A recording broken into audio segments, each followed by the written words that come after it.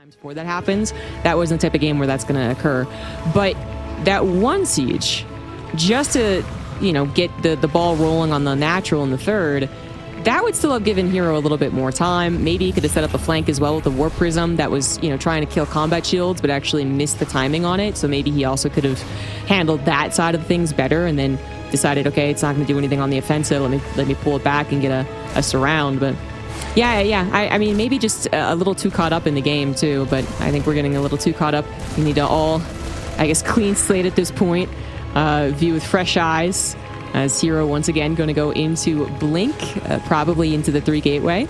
And Maru going to go into the Cyclone Medevac opener. This little squad did recall instantly last game because the Cyclone was already out.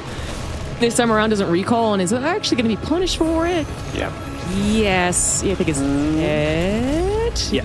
Good call. Yeah, that's really nice from Maru. A couple of units going down, and that's exactly what you want to see when you've got a medevac coming. You've got a few Marines and the Cyclone out, because it just means that units that are not there to defend now, and you will be going across the map. You will be trying to do some real upfront damage. This is not a couple of mines dropping in where a couple of Stalkers warping in will be fine. No, that's like a full-on Stalker and Adept that will not help you to play the defense here. So this is going to be that little bit tougher for herO than it maybe should have been. Try to get something done, but like you say, punished for it. It is the 3 gateways, by the way. So, I mean, probably with the Warp Prism, there's really nothing wrong with the opener of that game. What herO might need to adapt to is the way he transitions out of the Stalkers and in preparation for the SCV pool. But it might not be the same SCV pool every single time, and certainly not the same timing every single time, especially considering he snipes Sim. For instance, in this game, we are going into the tank Banshee, which can actually attack all by its lonesome without Sim, without, well, a drastic SCV pool, shall we say. And that can actually offset the Protoss quite a bit. In fact, herO has a couple of games where it did exactly that. So he needs to be wary of the possibility, because right now he is not getting a scout on it.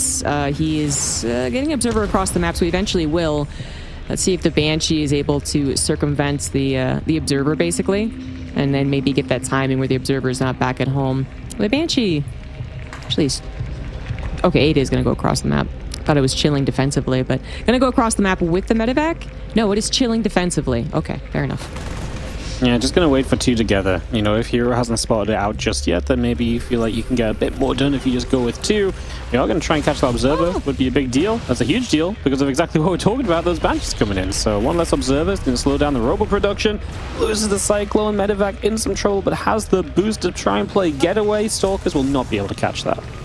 Yeah, I also... Couldn't he have saved that Observer? I feel like if it had just kept moving... Yeah, if it kept moving away. Yeah, I think so. Yeah. Anecdotal. Yeah, the Stalk... I think he box queued or they're on the same hotkey. Stalkers and the Observer. Anyway, this is really, really, really important. herO is notably going for a 2-base build. Definitely worth mentioning here. Maru's changed up his build. It's only just now getting scouted as the push comes across the map as well. But herO changed up his too. The problem is, herO did this versus Cure. This, like, well, actually, this is just Fast Storm, not even Charge. But basically, he doesn't have it in time for a push like this. So the investment has not paid off, and it is a very big investment. And now the High Templar is dead, and Maru...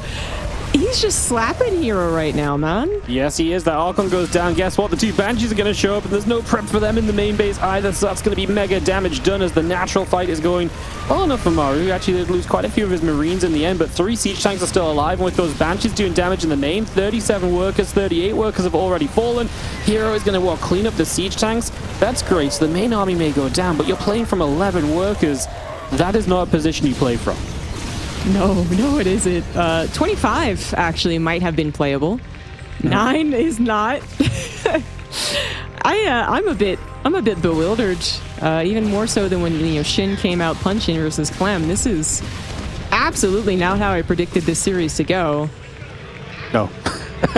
No, it's really not. Especially after the first game was setting up for herO to kind of establish control of the series, and I was like, okay, I think we're going to see a few games like this where Maru is going to struggle through the early stages, and we'll see how well he can kind of figure out adapting to survive. But I don't know about Maru being on the verge of a 2-0 lead in this super important best of 5. Stalk is going to be moving forward into siege tank fire. They are going to get blasted twice, 3 times, and with Marines here as well. I mean, this is just not going anywhere. A couple more Stalkers warp in to their death. GG gets called, and Maru is going to be taking a 2-0 lead in his 1 map from the semis. I feel like this is kind of what happened with herO in the GSL finals. Now, that was a best of 7 that eventually herO could bring back, and he didn't start off 0-2 either. But it's